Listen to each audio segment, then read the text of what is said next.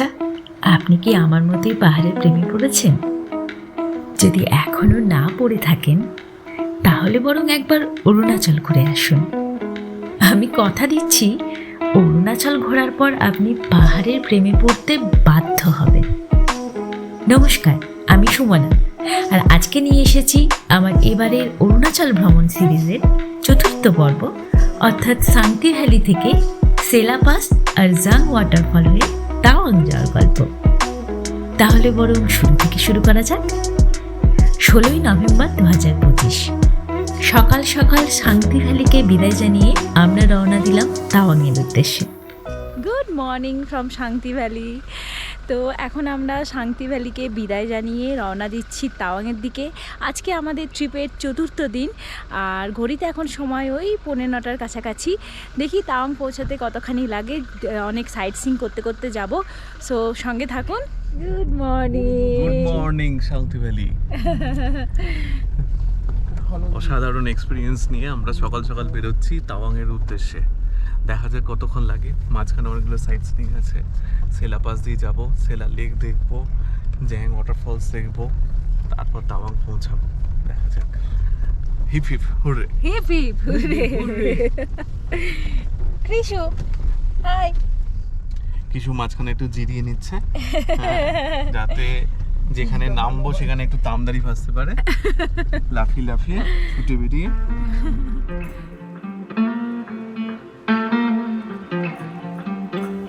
Sangti valley থেকে তাওয়াংয়ের দূরত্ব প্রায় 137 কিলোমিটার। যাওয়ার পথে পড়বে সেলা পাস, সেলা লেক, জাসপানকার ওয়ার মেমোরিয়াল এবং নুরানাং ওয়াটারফল বা জাং ওয়াটারফল। এই সবই আমরা দেখতে দেখতে যাব। সুতরাং যা মনে হচ্ছে সারাদিনই লেগে যাবে তাওয়াং পৌঁছাতে।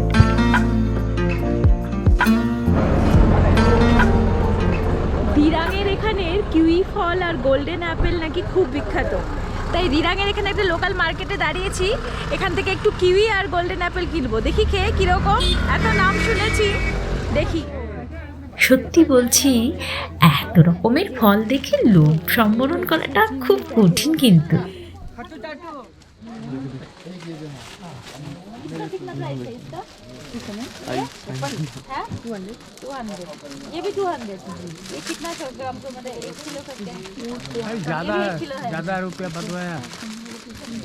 এক কিলো করে নিয়েছি ছোট আপেল, গোল্ডেন অ্যাপেল আর কিউই। দেখা যাক কেমন হয় খেতে। এই মার্কেটটা দেখতে এত ভালো লাগছে, মনে হচ্ছে যা দেখছি সবই একটু একটু করে নিয়ে নিই, তাই না? একদম। কত রকমের যে ফল আমাদের ওখানে পাওয়া যায় না তা নয়, কিন্তু প্রচুর দাম। মানে দেখতে ভালো লাগছে। হ্যাঁ, এখানে ফ্রেশ বেশ ব্যাপারটা। দিরাং মার্কেট থেকে কিছুটা এগোতেই পৌঁছে গেলাম বৈশাখীতে। দাঁড়িয়ে আছি 11,246 ফিট উচ্চতায়। জায়গাটার নাম বৈশাখী। এখানে আর্মি ক্যাম্প আছে। এই নিচের পুরো এলাকাটা জুড়েই দেখলাম আর্মি ক্যাম্প। তো আমরা একটু চা জল খাবার খাবো, একটু ওয়াশরুম যাবো বলে এখানে দাঁড়ালাম।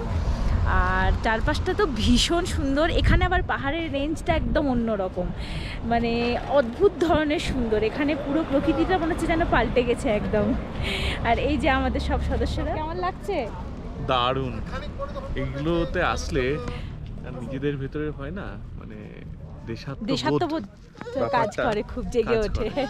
তাহলে তো আমরা না সিটি লাইফে ভুলে যাই একদম। হ্যাঁ, যে আমরা কোন দেশে থাকি, যে এখানে থাকলে, এখানে আসলে বোঝা যায় যে আর্মিরা কত কষ্ট করে এখানে থাকছেন, কত তাদের নিজেদের সবটুকু দিয়ে আমাদেরকে রক্ষা করছেন, আমাদের দেশকে রক্ষা করছেন, তাই না? তো এই বৈশাখী জায়গাটা ভীষণ সুন্দর, খুবই সুন্দর। এই যে উপরের নীল আকাশ আর এই চারপাশে সবুজ পাহাড়, তারপরে মেঘের দল ভেসে যাচ্ছে, দুর্দান্ত লাগছে। আর হালকা ঠান্ডা একটা হাওয়া দিচ্ছে, খুব খুব খুব ভালো লাগছে খুব।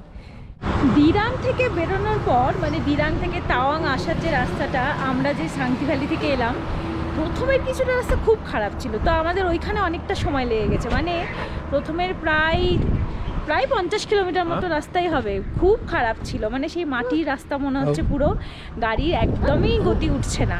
তারপরে এই একটু আগে থেকে রাস্তাটা ভালো হলো। এখান থেকে আমি যেখানে দাঁড়িয়ে আছি এই বৈশাখীর এখান থেকে সেলাটপের ডিস্টেন্স আর ওই 20-30 কিলোমিটার মনে হয়। তো আর খুব বেশি টাইম লাগবে না মনে হচ্ছে, কারণ এখন গাড়ি বেশ ভালো এগোচ্ছে। তো একটা পাহাড়ি জায়গা কতটা সুন্দর হতে পারে, তাই না? এত সুন্দর ছিমছাম, কি পরিপাটি করে সাজানো, দারুণ। এত সুন্দর এই জায়গাটা, এতটা সুন্দর করে সাজানো গোছানো, এত সুন্দর করে মেনটেন করা হয়েছে, কোথাও নোংরা নেই, ধুলোবালি নেই, দারুণ।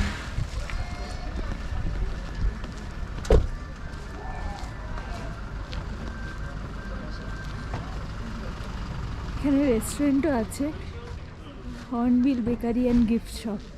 তার পাশেই যে এখানেই দোকান চায়ের। এই চায়ের দোকানটির নাম চুস্কি চায় পয়েন্ট। চায়ের দোকানটিও সেনাবাহিনীর দ্বারা পরিচালিত হয়। সেখানে গরম গরম চা, কফি আর কেক খেয়ে আবার রওনা দিলাম আমরা। এবারে গন্তব্য সমুদ্রপৃষ্ঠ থেকে প্রায় 13,000 ফুট উচ্চতায় অবস্থিত সেলা পাস ও সেলা লেক। বৈশাখী পয়েন্ট থেকে সেলা পাসের দূরত্ব খুব একটা বেশি নয়, কিন্তু অদ্ভুতভাবে বৈশাখী বেরোনোর একটু পর থেকেই আবহাওয়া পাল্টে গেল। কোথা থেকে যেন রাশি রাশি মেঘ প্রহরীরা এসে ঘিরে ধরল আমাদের। আমরা যতই মেঘ কেটে বেরোনোর চেষ্টা করি, তত আরো বেশি করে মেঘ এসে ঘিরে ফেলে আমাদের।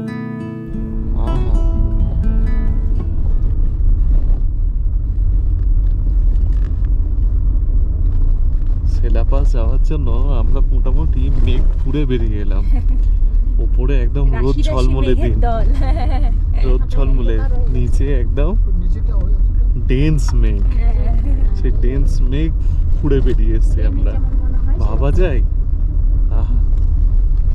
তারপরে ভিউটা বলো, এই ঘুরে বেরোনোর পর ভিউটা দেখবেন, জাস্ট ব্লু স্কাই, ভিউ বলে না ওরকম। এই যে এখনো মেঘটা দেখুন।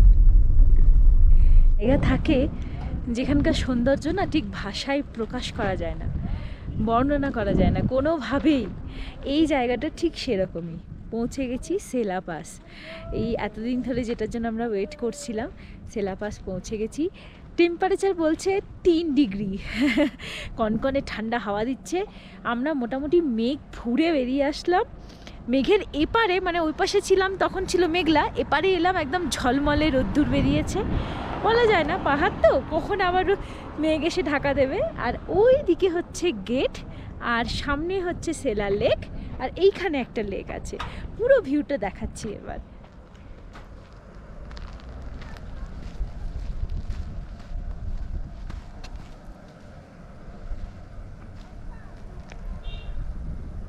এইখানে জলটার উপর বরফের একটা হালকা লেয়ার জমে আছে, কি যে অপূর্ব লাগছে দেখতে।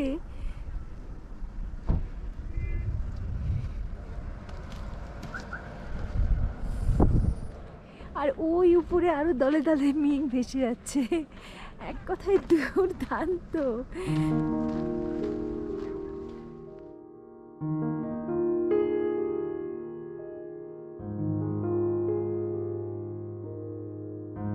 এই সেলা লেকটি এতটাই সুন্দর যে অনেকে একে স্বর্গীয় লেকও বলে থাকেন। সত্যি এর সৌন্দর্য স্বর্গের মতনই। টলটলে নীলের জল, উপরে ঝকঝক করছে বিস্তৃত নীল আকাশ, চারপাশটা খাড়া পাহাড়ে ঘেরা। এখন সেভাবে বরফ না থাকলেও শীতকালে যে সবকিছুই বরফে ঢাকা থাকে সে আর বলার অপেক্ষা রাখে না। রাস্তা থেকে একটা সিঁড়িপথ সোজা লেক অব্দি নেমে গেছে। আরো একটু কাছ থেকে লেকটাকে দেখব বলে আমরা গুটি গুটি পায়ে এগিয়ে গেলাম লেকের দিকে।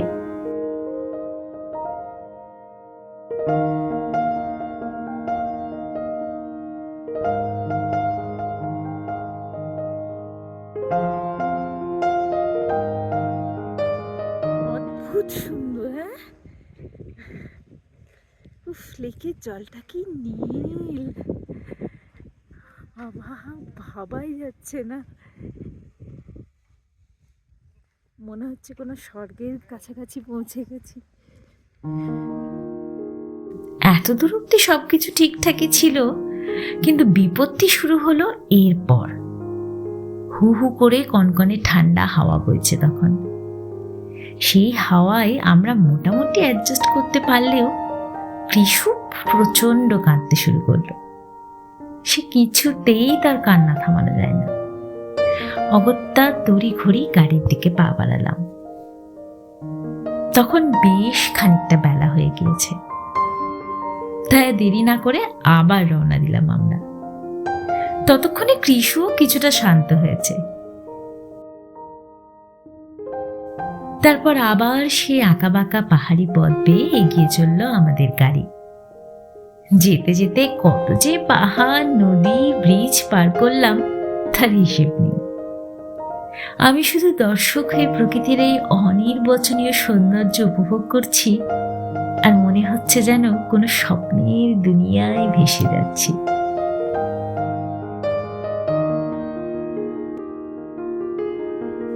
বেলা প্রায় 2টো নাগাদ পৌঁছে গেলাম যশবন্তগড় ওয়ার মেমোরিয়ালে।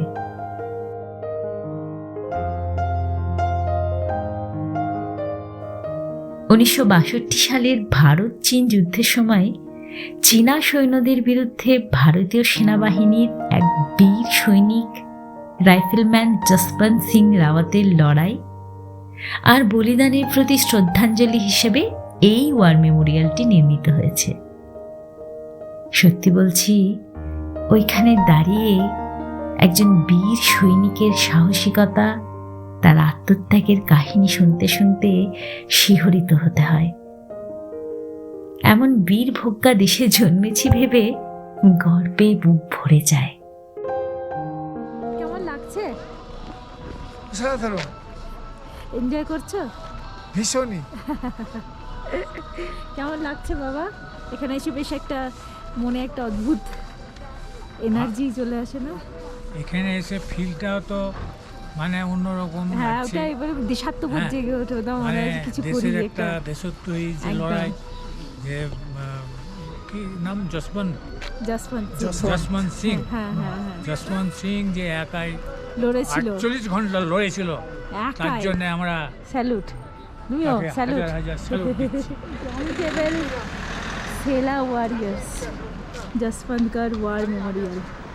সত্যি অদ্ভুত একটা অনুভূতি, সে ভাষায় প্রকাশ করা যাবে না। মনে হয় যেন এখানে আসলে এই সেনাদের ডেডিকেশন দেখলে মনে হয় যেন সত্যি দেশের জন্য কিছু করি। অদ্ভুত একটা দেশাত্মবোধ জেগে ওঠে। এখানে পাশে একটা ক্যাফেও আছে, খাওয়া দাওয়া করতে পারেন। তারপর যশবন্তগড় ওয়ার মেমোরিয়ালে কিছুটা সময় কাটিয়ে আবার রওনা দিলাম আমরা। সঙ্গী হলো নীলচে সবুজ পাহাড়, রোদ ঝলমলে নীল আকাশ আর অনন্ত মুগ্ধতা। এবারের গন্তব্য জাং ওয়াটারফল। 2:30 বাজে ঘড়িতে। তো এখনও জ্যাং ওয়াটারফলস পৌঁছতে 8-10 কিলোমিটার এখনও আছে। সেজন্য আমরা লাঞ্চ করে নিচ্ছি এখানে একটা হোটেলে, হিন্দু রেস্টুরেন্ট। দেখি কি পাওয়া যায় ভেতরে। লাঞ্চ টাঞ্চ করে তারপরে যাব। যা মনে হচ্ছে তাওয়াং পৌঁছতে 5টা-6টা হবে, কারণ জ্যাং ওয়াটারফল দেখে ওখান থেকে আরও 1 ঘন্টা লাগবে তাওয়াং পৌঁছতে। রাইস থালিগুলো কিন্তু দারুণ লাগছে দেখতে, এত সুন্দর সাজানো। হ্যাঁ, কাঁসার থালায় দারুণ কিন্তু। খাও খাও, খেয়ে বলো কেমন। সব কিছু খুব সুন্দর এবং স্বাদযুক্ত। বাহ, এনজয় করো। লাঞ্চ সেরে যখন আবার রওনা দিলাম, ঘড়িতে তখন সময় 3টের একটু বেশি। গাড়ি এগিয়ে চলেছে জাং ওয়াটারফলের দিকে। এবার আমরা মূল রাস্তা ছেড়ে একটা তুলনামূলক সরু রাস্তা ধরলাম। এবারে পথের দুপাশের দৃশ্যপট যেন একটু বেশি সবুজ, আর পাশের পাহাড়গুলোর গায়ে তখন পড়ন্ত রোদ্দুর আঁকিবুকি কাটছে। আহা, সে যে কি অপূর্ব দৃশ্য তা বলে বোঝানো অসম্ভব। আমরা এখন যাচ্ছি জ্যাং ওয়াটারফলের দিকে। এখানে আবার টিকিট করতে হলো, 5 জনের জন্য 200 টাকা টিকিট। আর কৃষুর কোনো টিকিট লাগেনি। হ্যাঁ, হাই কৃষু, হাই। তো এখানে এইবার ওয়াটারফলে, হ্যাঁ এখান থেকে দেখতে পাচ্ছি ওয়াটারফলে। এবার ওয়াটারফল দেখা গেছে, এই যে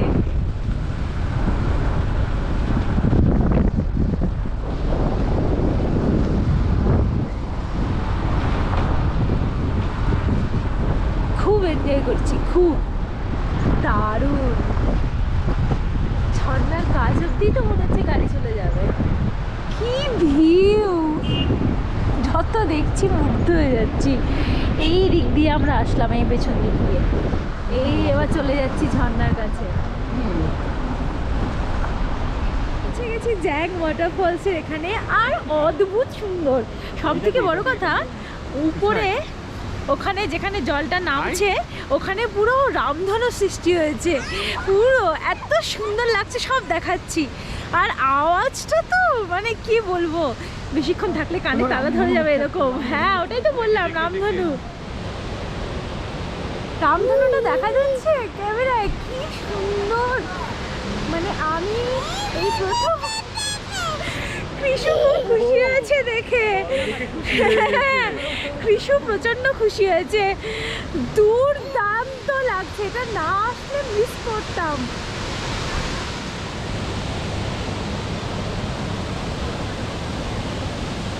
এটা সব থেকে প্লাস পয়েন্ট হলো এখানে হেঁটে হেঁটে একদম ওয়াটারফলসের কাছে পৌঁছানো যায়।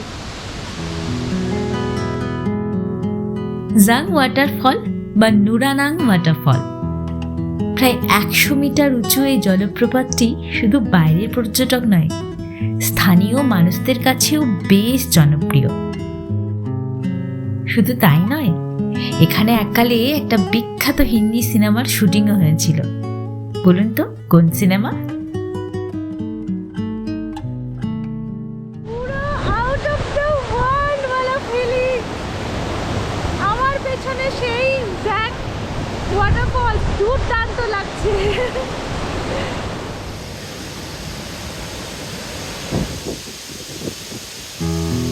উফ, যত দেখছি তত মুগ্ধ হয়ে যাচ্ছি। মনে হচ্ছে যেন পাহাড় চূড়া থেকে এক অনন্ত জলধারা আছড়ে পড়ছে পাথরের বুকে, আর তার থেকে তৈরি হচ্ছে কোটি কোটি সফেদ মুক্তবিন্দু। সেই মুক্তবিন্দু থেকে যখন সূর্যের আলো প্রতিফলিত হচ্ছে, তৈরি হচ্ছে অপূর্ব এক রামধনু। আহা, অমন সুন্দর রামধনু আমি আগে কখনো দেখিনি। দেখতে দেখতে সময়ের হিসেব থাকে না, দেশ কাল সীমান্ত কোনো কিছুর খেয়াল থাকে না। সত্যি প্রকৃতির কি অসাধারণ সৃষ্টি, তাই না? ঘড়িতে এখন বাজে 4:09, কিন্তু এই জায়গাটা ছেড়ে যেতে ইচ্ছে করছে না। এত সুন্দর ওয়াটারফল আমি জীবনে প্রথমবার দেখলাম, সত্যি বলছি। আর এই জায়গাটা ছেড়ে যেতে একদম ইচ্ছে করছে না, মনে হচ্ছে বসেই থাকি, দেখতেই থাকি, ছবি তুলতেই থাকি, ভিডিও করতেই থাকি। যাই হোক, এখন রওনা দিচ্ছি ফাইনালি তাওয়াংয়ের দিকে। তাওয়াং সিটিতে যাব, হোটেলে যাব, চলুন। তাওয়াং পৌঁছালাম যখন, পাহাড়ের গায়ে তখন ঘন অন্ধকারের চাদর। গুগল বলছে তাপমাত্রা 5 থেকে 6 ডিগ্রির কাছাকাছি। আর হোটেলে পৌঁছে গাড়ি থেকে নামতেই সেটা হাড়ে হাড়ে টের পেলাম। আগামী 2 দিনের জন্য তাওয়াংয়ে আমাদের থাকার আস্তানা হলো হোটেল তাকসাং। তাওয়াং মনাস্ট্রি থেকে একদম পায়ে হাঁটা দূরত্বে অবস্থিত এই হোটেলটা বাইরে থেকে যতটা সুন্দর, ভেতরেও ঠিক ততটাই পরিপাটি করে সাজানো। এই হলো আমাদের আজকের হোটেল তাকসাং তাওয়াং। এই ঢুকেই এদিকে আছে একটা কাবার্ড, এই যে বিশাল বড় কাবার্ড এখানে আছে। এইদিকে আছে একটা সাইড টেবিল মতো র্যাক, এখানে জিনিসপত্র রাখার। এখানে অবভিয়াসলি চা কফি এসবের সরঞ্জাম, ইলেকট্রিক কেটলি, একটা বিশাল বড় মিরর, এখানে টিভি আছে, আর এই যে বেড। হাই, আর এখানে আছে রুম হিটার, কারণ এখানে ভীষণ ঠান্ডা, এখনই বোধহয় 5-6 চলে গেছে। আর আছে এখানে একটা বসার জায়গা এবং একটা ব্যালকনি। এই যে রাত্রেবেলার ভিউ কিছুটা এরকম ব্যালকনি থেকে, সকালে অবভিয়াসলি ভালো হবে ভিউ। তো এই হোটেলটা আমরা এই 2 দিন একটু অফবিট জায়গায় থেকেছিলাম বলে আজকে ঠিক করেছিলাম যে তাওয়াংয়ে এসে আমরা হোটেলে থাকবো, আর তাওয়াংয়ে থাকাটাও 3 দিন, এই জন্য একটা ভালো হোটেল একটু চুজ করেছিলাম। এটার প্রাইস কত কি সব আপনাদের আমি জানিয়ে দেবো। হোটেল তাকসাং তাওয়াং। আর বাবা মারা আছে একটা 3 শেয়ারিং রুম, এই একই প্যাটার্ন, খালি ব্যালকনি নেই। এগুলো হচ্ছে প্রিমিয়াম সুইট রুম এখানকার। আর এই হলো বাথরুম। বাথরুমটা খুব পরিষ্কার, মনে হচ্ছে কোনোদিন কেউ ব্যবহারই করেনি, একদম ঝকঝকে তকতকে বাথরুম। গিজার থেকে শুরু করে টাওয়েল সব কিছুই আছে।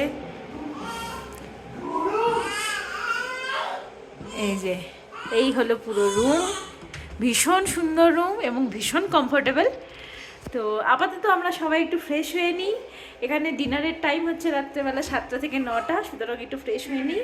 অলরেডি এখন বাজে প্রায় 6টা বেজে গেছে টাউন ঢুকতে ঢুকতে। সো এখন ফ্রেশ হয়ে তারপরে বাকি কথা। ডিনার করছি রাত্রি 9টার সময়, 9টা না 8:30। রুটি, ভাজি, পনিরের তরকারি, চিকেন। আর কৃষু, কিছু খাচ্ছি সব। কৃষু, ও কৃষু, ও কিছু হাই করে তুমি কি খাচ্ছ? শশা, শশা, শশা। আজকের মতো এখানেই শেষ করলাম। খুব শিগগিরই হাজির হব গল্পের পরবর্তী অংশ নিয়ে।